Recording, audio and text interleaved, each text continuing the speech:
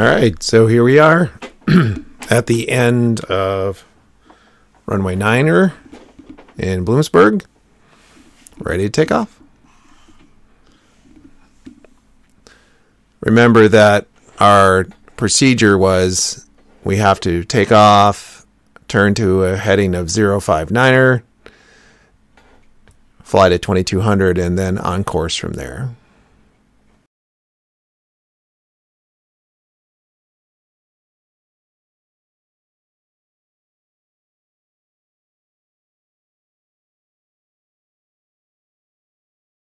Out of 800 for 2200, 1400 to go.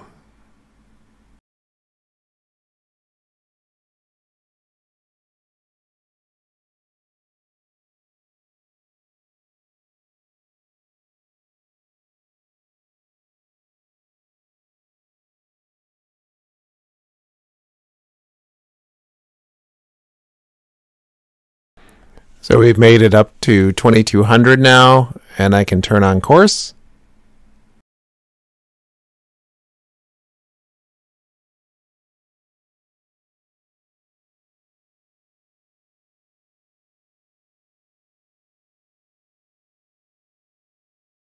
$1,300 to go.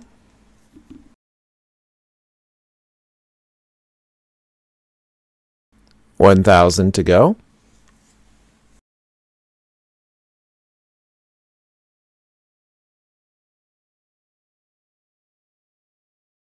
$500 to go. $300. $200. $100.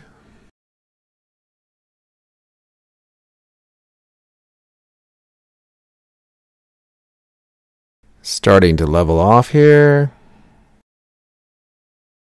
Pushing forward.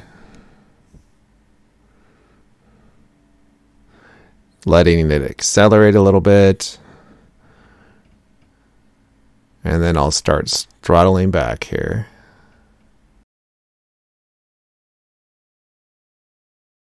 Still 9 miles away from my fix. Once I get to my fix, my heading inbound to get to the localizer will be 327. So I'm going to go ahead and set my heading bug now.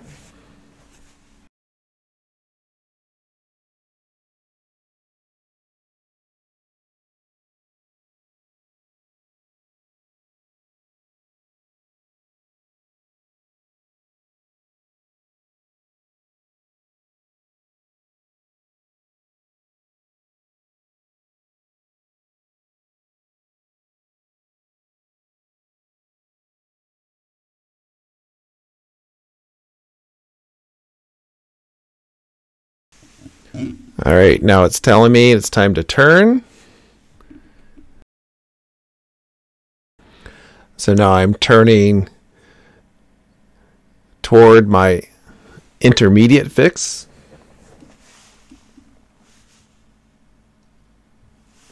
Jib go. Now I had to use the GPS to navigate to this first fix, so I'm going to change my radio so that now we have the localizer on the CDI. And I'm 5.2 miles away from my fix.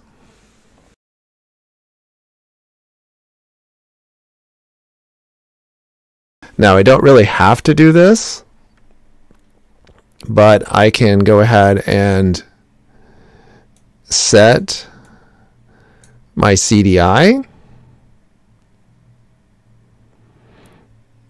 to the appropriate heading, the inbound heading. This is a very common thing that we do when we're flying IFR.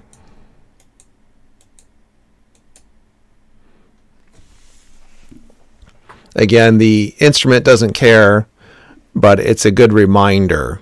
Now, depending on the equipment that you're using, it might warn you and it might say things like, hey, guess what? You should set this on your inbound course. And I see I actually have a message on my Garmin. Oh, it's just telling me my nav data is out of date.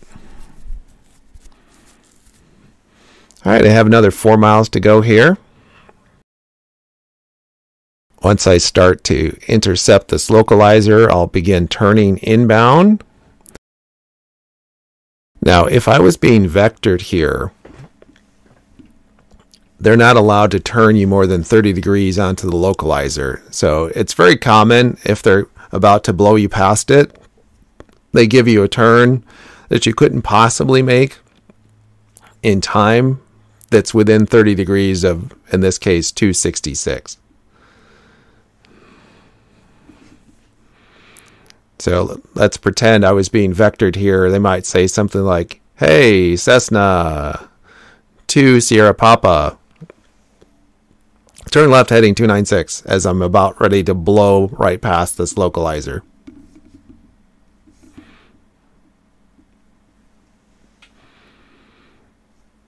So according to Garmin, I'm still about 3 miles away from my intercept.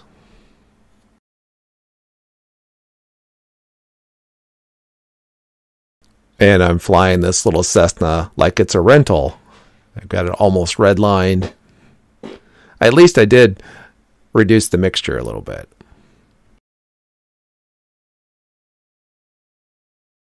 Around this point, I would likely be cleared for the approach.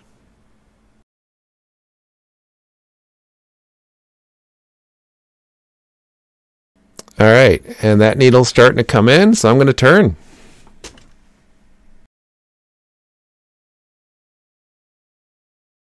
As I turn here, I can start dropping down to 3,700 feet.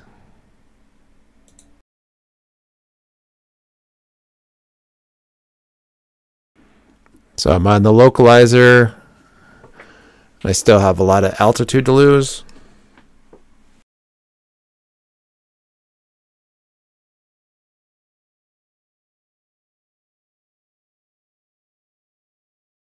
Five miles from my final approach fix.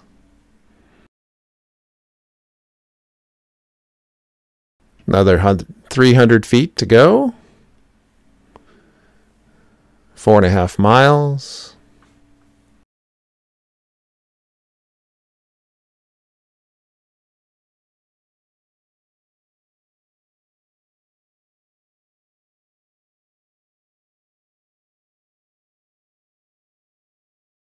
$200 feet.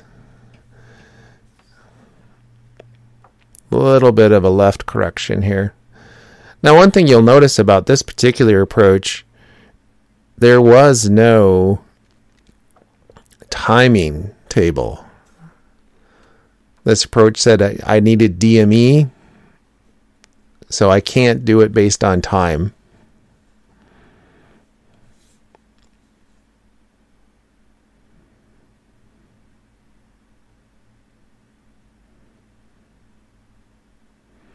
All right, coming up on my 3,700, I'll go ahead and level off here.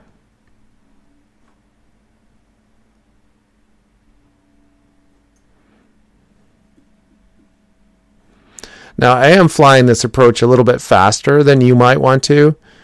You know, I'm trying to fly it closer to 120 instead of 90 knots, but especially when you're first starting out, I don't recommend that you try to fly your approaches quite this fast.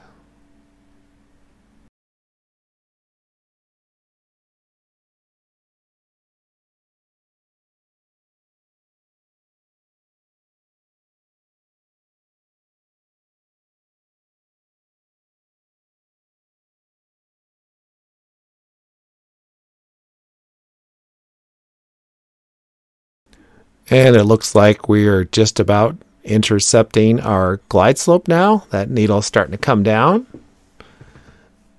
as we approach our intersection, Some Love. So now we're going to try to follow this glide slope down to 777, which we're going to round up to 800 feet.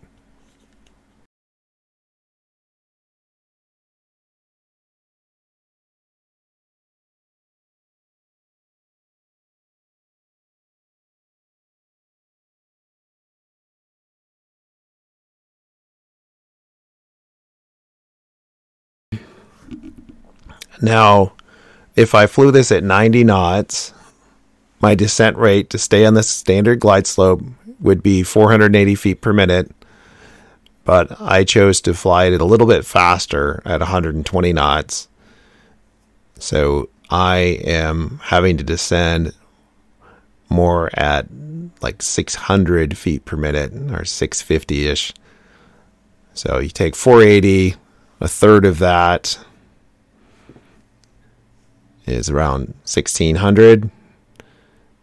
So if you add, 160, you add 160 to 480 and you get about 640. So about 650 feet per minute or so. Passing through 3,300, so we have another 2,500 feet to go.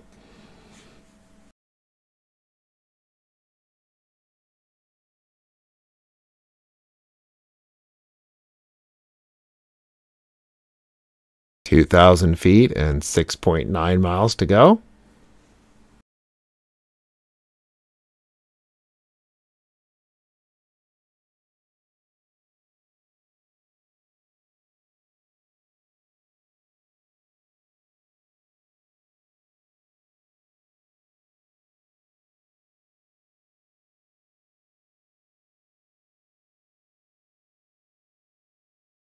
(1,000 feet to go. 3.7 miles.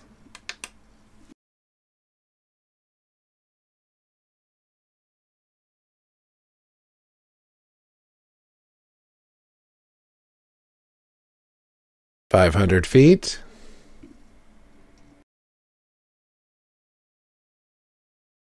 300 feet. 200 feet. 100 feet.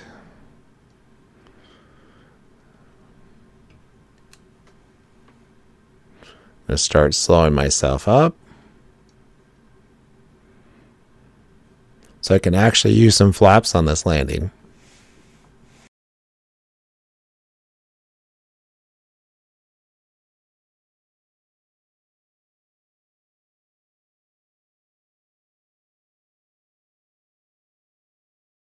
Looks like we made it.